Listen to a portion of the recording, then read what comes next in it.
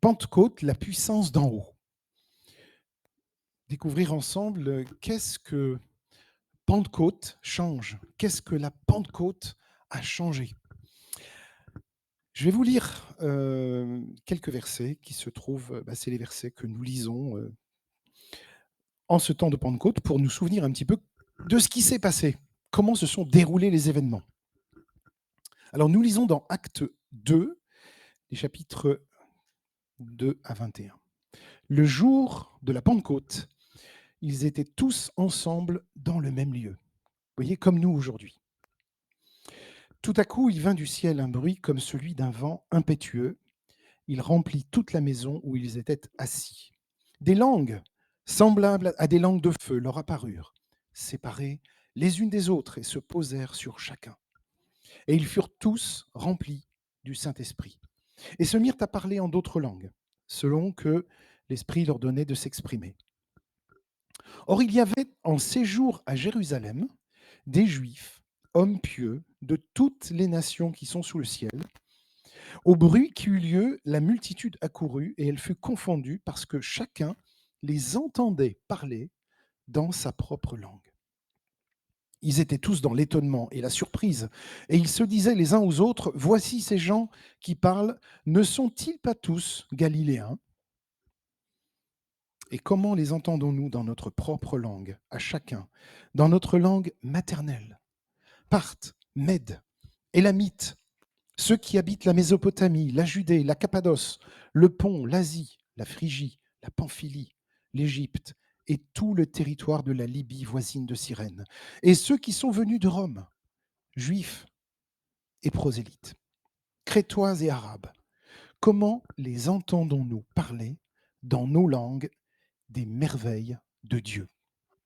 Ils étaient tous dans l'étonnement, et ne sachant que penser, ils se disaient les uns aux autres: Mais que veut dire ceci? Mais d'autres se moquaient et disaient: Ils sont pleins de vin doux. Alors Pierre, se présentant avec les 11, éleva la voix et leur parla en ces termes: Hommes juifs, vous tous qui séjournez à Jérusalem, sachez ceci et prêtez l'oreille à mes paroles. Ces gens ne sont pas ivres, comme vous le supposez, car c'est la 3e heure du jour. Mais c'est ici ce qui a été dit par le prophète Joël: Dans les derniers jours, Dieu dit: Je répandrai mon esprit sur toute chair. Vos fils et vos filles prophétiseront, vos jeunes gens auront des visions et vos vieillards auront des songes. Oui, sur mes serviteurs et sur mes servantes, dans ces jours-là, je répandrai mon esprit et ils prophétiseront. Je ferai paraître des prodiges en haut dans le ciel et des miracles en bas sur la terre. Du sang, du feu, une vapeur de fumée. Le soleil se changera en ténèbres et la lune en sang, avant l'arrivée du jour du Seigneur, de ce jour grand et glorieux. Alors quiconque invoquera le nom du Seigneur sera sauvé. Alors vous vous souvenez que nous avons eu le jeudi de l'Ascension. Le jeudi de l'Ascension, c'était il y a 10 jours. Et en général, ce qu'on retient du jour de l'Ascension, c'est 2 choses. C'est que 1, c'est un jour férié, et c'est que 2, il y a des bouchons sur la route. Mais curieusement, vous savez qu'on craignait un petit peu justement de partir à la Costette, à la pastorale, à cause des bouchons. On est parti le jour de l'Ascension. Bon, ils annonçaient une journée, rouge partout en France. Bon, il n'y avait pas de voiture, hein, donc je ne sais pas ce qui s'est passé. Voilà, tout le monde a eu peur de partir. Du coup, il y avait vraiment pas beaucoup de monde sur la route, on était étonnés. Il y avait du monde, mais bon, ça roulait très, très bien. Alors l'Ascension, est-ce que c'est juste ça? Non, c'est un petit peu plus que ça. Mais c'est sûr que quand on parle de l'Ascension et quand on tourne le bouton de la radio et qu'on parle de l'Ascension, ou quand on parle de la Pentecôte, on en parle comme d'un jour férié où il y aura beaucoup de bouchons. Voilà, donc c'est déjà quelque chose. Mais ce serait bien qu'on aille un petit peu plus loin. Et qu'est-ce qui s'est passé? On a eu l'Ascension, mais qu'est-ce qui s'est passé depuis l'Ascension, depuis 10 jours?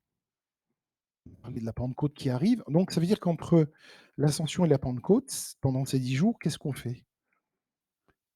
On se place dans quelle forme d'attente? Nous attendions ce jour.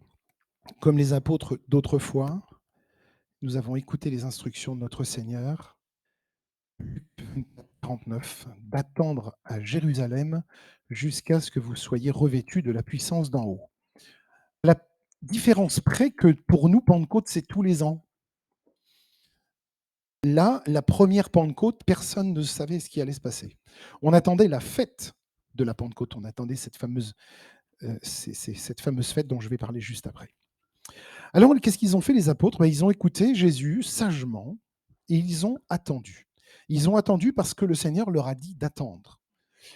Et il y avait plus que cela dans cette attente, bien plus que simplement attendre.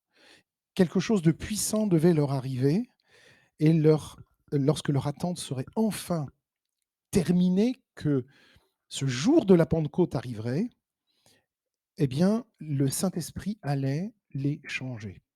Alors, comment le Saint-Esprit va les changer? D'abord, la peur, cette crainte qu'ils avaient depuis, d'ailleurs depuis toutes les menaces qui pesaient sur eux et surtout sur Jésus, sur cette œuvre qui commençait à la suite de Jésus, eh bien, cette peur allait se changer en audace.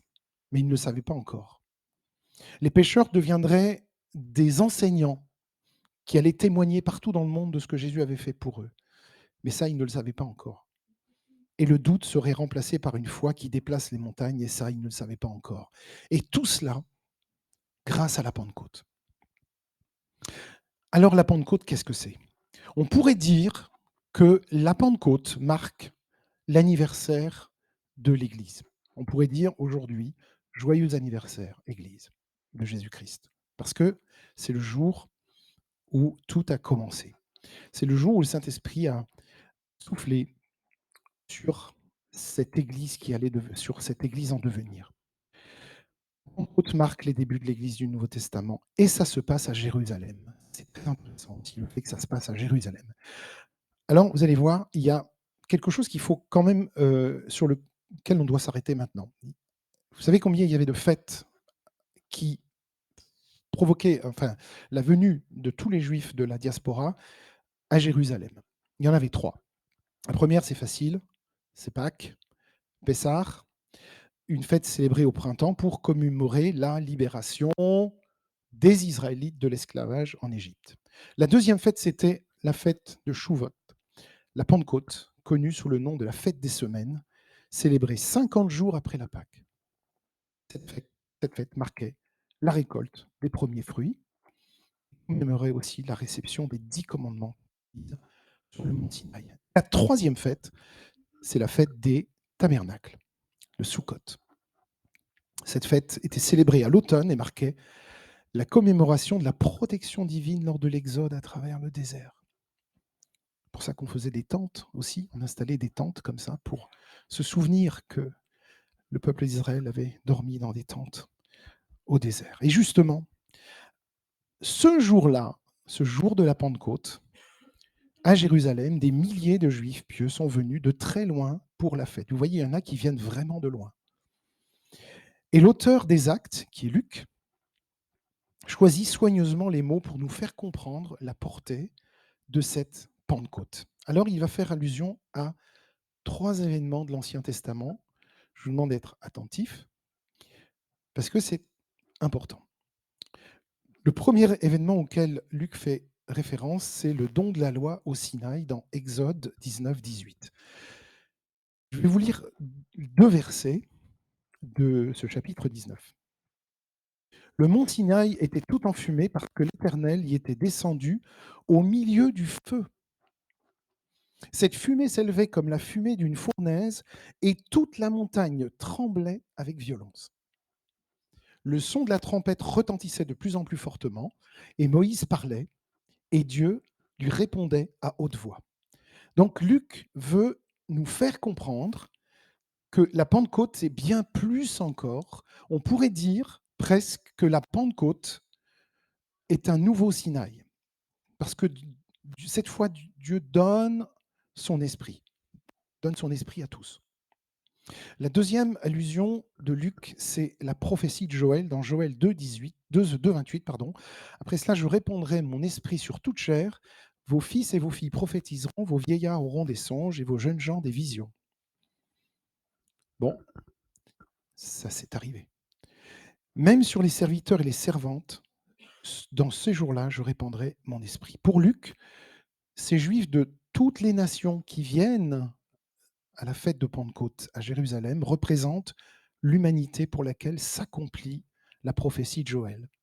Donc ça se passe au début à Jérusalem, c'est vrai, mais ça va s'étendre. Et regardez aujourd'hui, dans le monde entier, les chrétiens célèbrent la venue du Saint-Esprit. Troisième événement auquel Luc fait allusion, c'est l'épisode de Babel. Quel était le projet de Babel? C'était de construire une tour qui monterait jusqu'au ciel et qui pourrait défier Dieu. Et qu'est-ce que Dieu a fait? Il a brouillé les langues. Mince, pas de traducteur sur Google Traduction, impossible de se comprendre. Mais en fait, Dieu voulait stopper un projet fou, un projet complètement humain, que de s'élever vers le ciel, de se mettre tous ensemble. Et Dieu a confondu ce projet en donnant à chacun des langues diverses, ce qui fait que plus personne ne se comprenait. Pour montrer que la Pentecôte, en fait, c'est l'unité dans la diversité. Il y a des gens qui viennent de partout, qui parlent des langues différentes, mais qui comprennent la langue de ceux qui annoncent l'Évangile.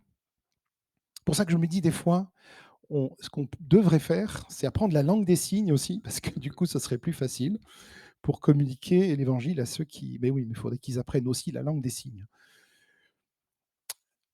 Tout change avec cette Pentecôte. La Pentecôte, c'est Dieu donnant son Esprit Saint à tous ceux qui croient, pas seulement à quelques-uns. Le Saint-Esprit n'habite plus dans un édifice, le temple, comme dans l'Ancien Testament. Je voulais juste inverser 1 Corinthiens 3,16. Ne savez-vous pas que vous êtes le temple de Dieu et que l'Esprit de Dieu habite en vous?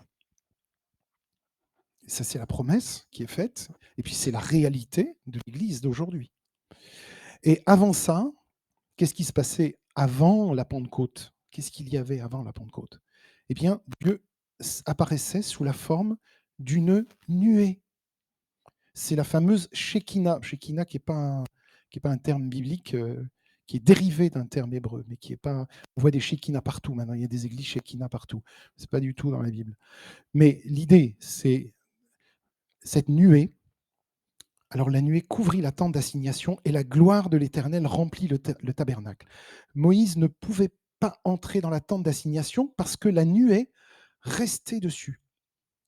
Et la gloire de l'Éternel remplissait le tabernacle. Vous vous rendez compte? Moïse ne pouvait pas entrer parce que le lieu était rempli de fumée. Et c'était la présence de l'Éternel.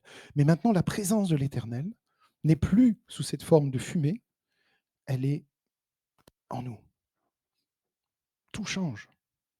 Exode 40, 34 à 35. Alors la nuée couvrit la tente d'assignation et la gloire de l'Éternel remplit le tabernacle.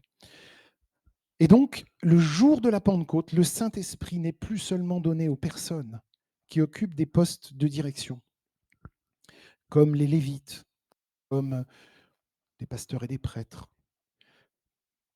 Le jour de la Pentecôte, pour accomplir les tâches que Dieu leur avait confiées, il donne son Saint-Esprit. Et grâce à la Pentecôte, tous les chrétiens, mes amis, chacun d'entre nous, a été amené au sacerdoce royal. Chaque chrétien est devenu un temple, le temple du Saint-Esprit. 1 Pierre 2, 9. Mais vous, vous êtes une race élue, un sacerdoce royal, une nation sainte, un peuple acquis, afin que vous annonciez les vertus de celui qui vous a appelé des ténèbres à son admirable lumière. C'est une promesse incroyable de consolation. La Pentecôte montre aussi que le christianisme n'est pas une religion créée par l'homme. Alors, je m'explique.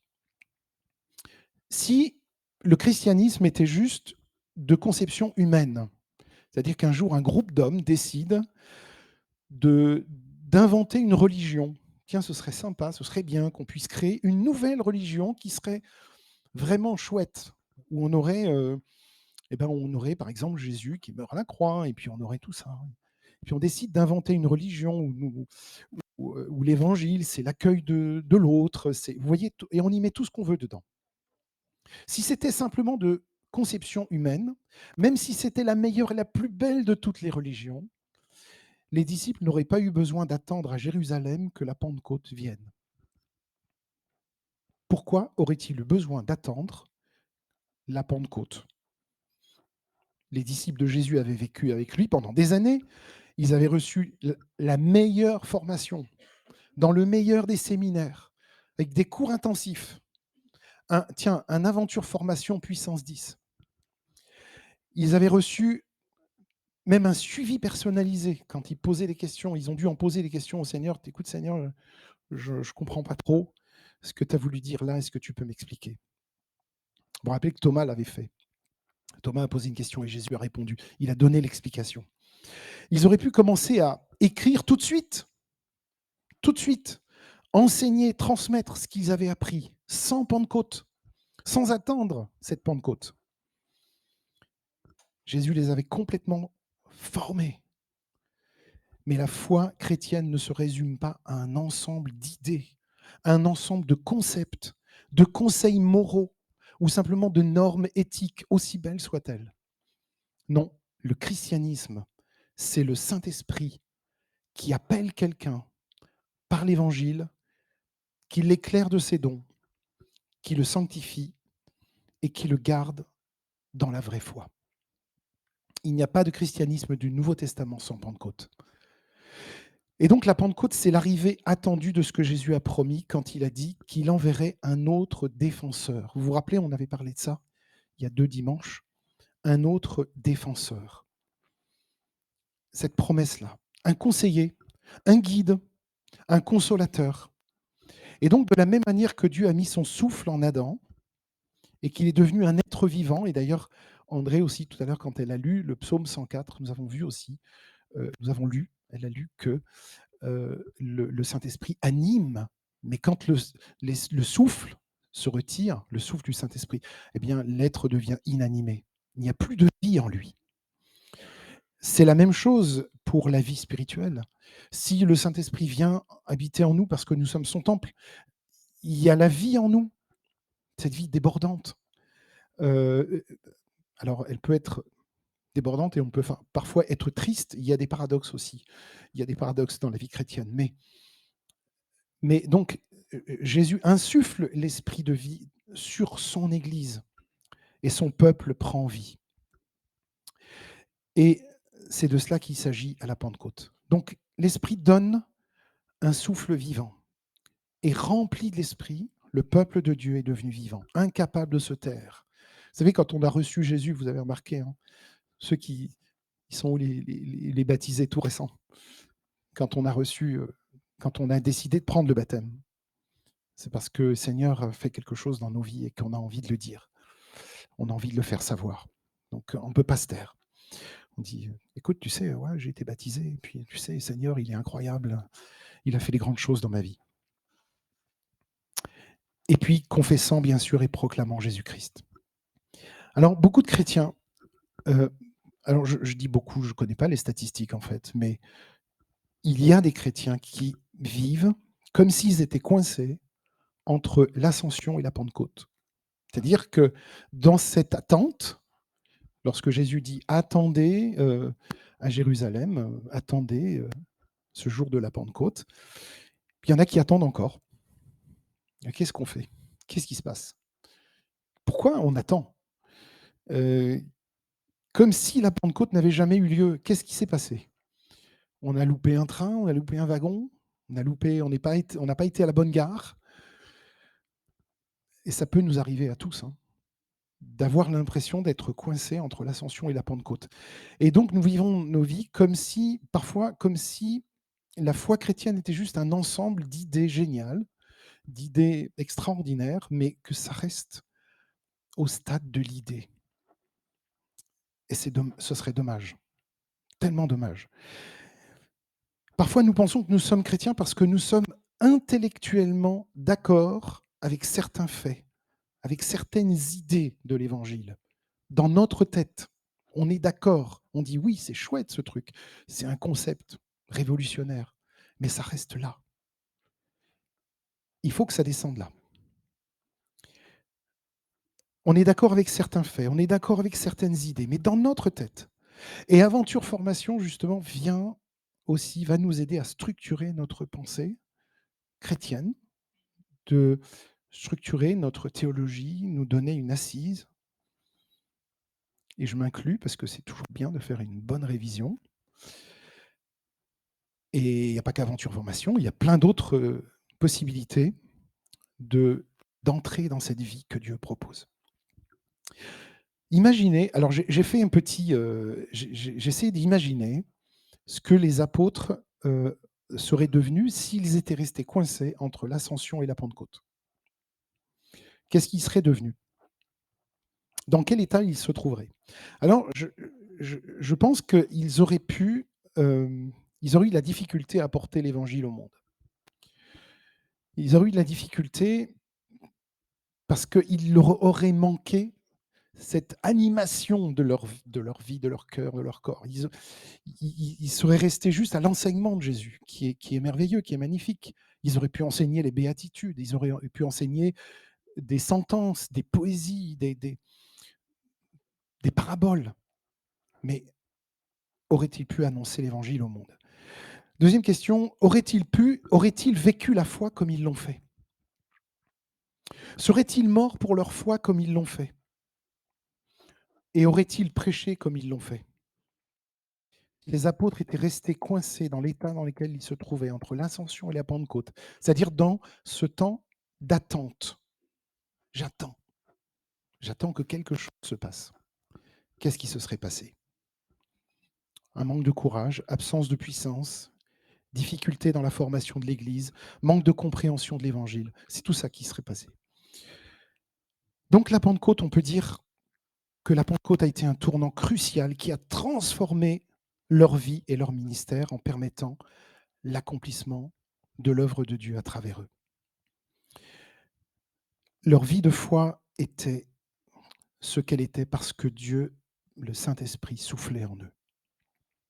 Parfois, et là, je m'inclus pleinement, nous montrons assez peu de preuves que nous vivons en tant que chrétiens post-Pentecôte. Des chrétiens d'après la Pentecôte.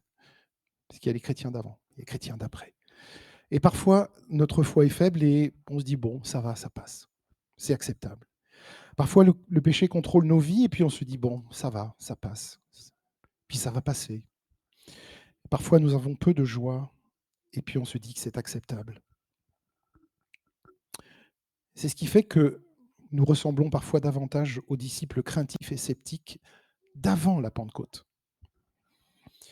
Et si le Saint-Esprit n'imprègne pas nos vies de sa présence, alors notre vie de foi risque de se vider de sa force.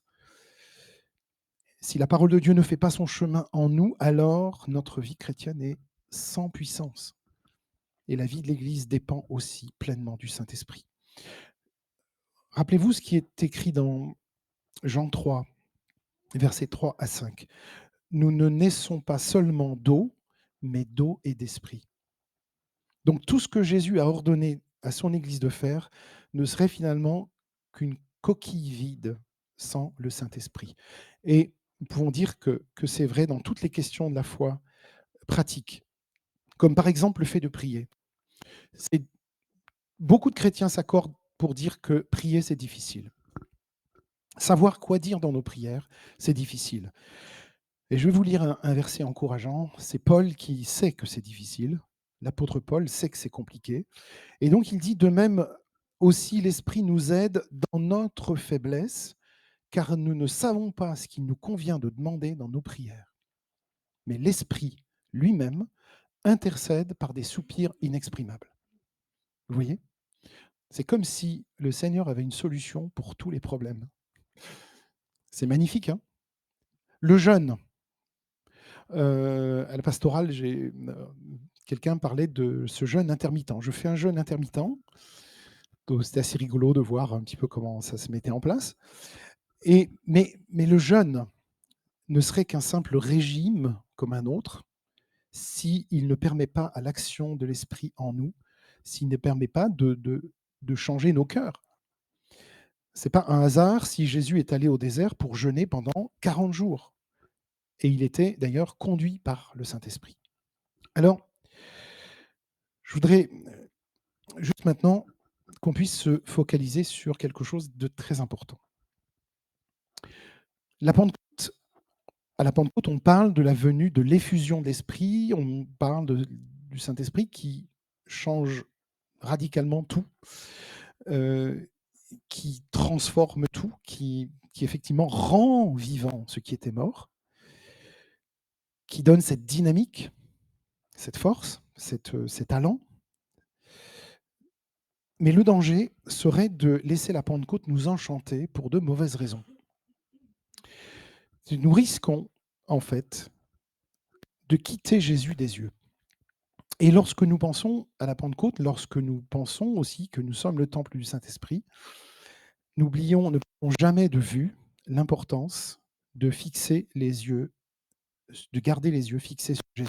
Il est très facile de tomber dans l'erreur de se focaliser à l'excès sur les expériences spirituelles ou les manifestations du Saint-Esprit en disant: mais qu'est-ce qui se passe pour moi, chrétien, si le Saint-Esprit, moi je ne ressens pas ce que certains amis pentecôtistes ont pu ressentir, soit un parler en langue, soit une le don de prophétie. Qu'est-ce qui se passe, moi, si je n'ai pas reçu ça? Est-ce que le Saint-Esprit est en moi? Comment je peux savoir? Et là, effectivement, on peut du coup essayer de rechercher des expériences, c'est-à-dire de se créer une sorte de Pentecôte à nous, petite Pentecôte personnelle, qui nous permettrait d'expérimenter des choses. Alors, il n'y a rien contre ça, puisque Paul dit qu'il faut rechercher tous les dons. Hein, il faut rechercher tous les dons. Donc, il n'y a rien de mal à ça. Mais le seul problème, c'est que parfois, en voulant rechercher des manifestations du Saint-Esprit, on le fait au détriment d'une relation personnelle avec Jésus, alors qu'on n'a pas pleinement expérimenté une relation personnelle avec Jésus. Parce que le Saint-Esprit veut apporter en fait toute la gloire à Jésus, pas à lui-même. Et alors, j'ai une image, elle vaut ce qu'elle vaut, mais le Saint-Esprit est comme un projecteur braqué sur Christ. Alors, vous avez tous vu des spectacles où il y a des projecteurs braqués voilà, sur quelqu'un, sur un endroit. Et donc, le rôle du Saint-Esprit, c'est de braquer le projecteur sur Jésus. Et c'est de nous montrer l'endroit précis où le faisceau brille, et pas le faisceau lui-même. Donc, on ne regarde pas le projecteur dans les yeux. On ne prend pas le projecteur dans les yeux. On regarde là où le projecteur nous montre quelque chose. Et donc, notre confiance dans la présence et dans l'action de l'Esprit n'est pas nécessairement dans le vent, dans le feu ou dans les langues. D'ailleurs, vous remarquez ces événements qui se sont produits. Je n'ai pas encore trop vu de fumée apparaître, ou de vent apparaître, ou de langue apparaître. Il y a des événements particuliers qui se sont produits à des moments particuliers, qui n'enlèvent rien d'ailleurs au fait que le Saint-Esprit agit encore aujourd'hui dans nos vies. Mais dans la prédication de Jésus, dans la repentance, dans son pardon et dans sa parole. Et c'est là que le Saint-Esprit est actif. Le Saint-Esprit va agir ici. Il nous vient nous rencontrer dans les moments où nous entendons l'Évangile, dans la repentance, dans son pardon, dans la lecture de sa parole. C'est là qu'il va être actif. Alors, c'est là que nous allons aussi le chercher. Et à chaque fois que quelqu'un entend la parole de Christ venir à lui dans sa propre langue, c'est aussi la Pentecôte. C'est aussi le miracle de la Pentecôte. Le vrai miracle du jour de la Pentecôte a été ces 3000 personnes converties en une journée, ce jour-là. Et le parler en langue, c'est vrai, a existé ce jour-là, mais n'a été que le moyen par lequel le Saint-Esprit a permis à la parole proclamée d'être comprise par tous ce jour-là. Alors quand ce matin, on prêche en français, on chante en français, tout le monde comprend. Si il fallait traduire, on prendrait aujourd'hui des casques, hein, Thomas? On prendrait des casques et puis on brancherait les casques et puis quelqu'un traduirait dans le casque. Bon, à l'époque, il n'y avait pas de casque. Oui, je sais bien, je sais. Mais justement, c'est pour ça que le Saint-Esprit s'est manifesté à tous ceux qui parlaient une langue différente. Parce qu'il voulait que tous soient compris. Le Saint-Esprit a permis que tout le monde comprenne celui qui parlait, celui qui proclamait la parole de Dieu. Alors, je termine par cette question, et puis je vous lirai juste un texte biblique pour, en guise de conclusion. Avez-vous l'impression d'être coincé entre l'Ascension et la Pentecôte ce matin? Si oui, demandez-vous et demandons-nous tous si le Saint-Esprit a toute sa place dans notre vie. Est-ce qu'on lui a laissé de la place? Parce que s'il n'y a plus de place, il ne va pas pouvoir y aller, hein. Ça va être compliqué. Et donc, une autre question que je voulais poser suite à ça, est-ce que vous avez invité le Saint-Esprit? Est-ce que vous avez invité le Seigneur? Est-ce que, voilà, est-ce que vous êtes prêt à le suivre? Est-ce que vous êtes prêt à rentrer aussi dans cette vie de l'Esprit? Je voudrais juste lire Galates 4, quelques versets, parce que je trouve que ça résume assez bien le propos. Pour nous, c'est la même chose. Avant, nous étions comme des enfants. Nous étions esclaves des forces du monde.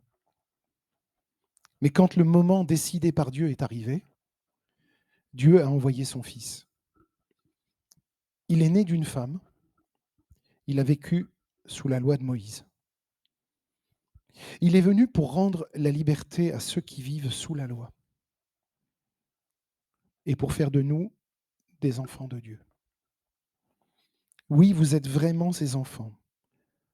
La preuve, c'est que Dieu a envoyé dans nos cœurs l'esprit de son Fils, l'esprit qui nous fait dire « Abba, Père ».